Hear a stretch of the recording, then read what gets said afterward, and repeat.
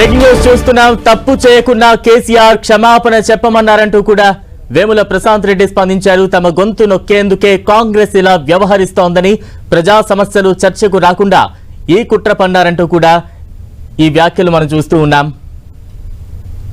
మా నాయకుడు కేసీఆర్ గారిని అడిగినాం, సార్ వీటిలో వీళ్ళు కావలసుకొని అసెంబ్లీని వాయిదా వేసినారు, 4 గంటలైంది, ఇంకా ఏం చెప్తలేరు అని అంటే కేసీఆర్ గారు మాకు ఒకటే మాట చెప్పినారు, ఒకవేళ మీరు ఏమనుకున్నా సరే, మీ పైన తప్పు లేకున్నా సరే, వారు స్పీకర్ గారిని అడ్డం పెట్టుకుంటున్నారు కాబట్టి మీరే హుందాగా, ఒకవేళ మేమేమి తప్పు మాట్లాడకున్నా, ఒకవేళ స్పీకర్ గారు అలా భావిస్తే స్పీకర్ గారికి విచారం వ్యక్తం చేసి మీరు సభ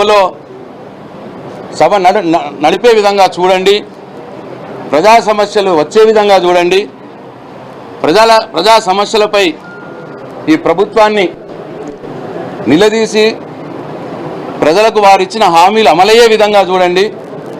మీరు ఒక అడుగు వెనక్కేసినా సరే, మీరేం తప్పు చేయకుండా స్పీకర్ గారికి మీరు క్షమాపణ చెప్పినా సరే సభను నడిపే విధంగా చూడండి అన్న మాట మాకు చెప్పినారు.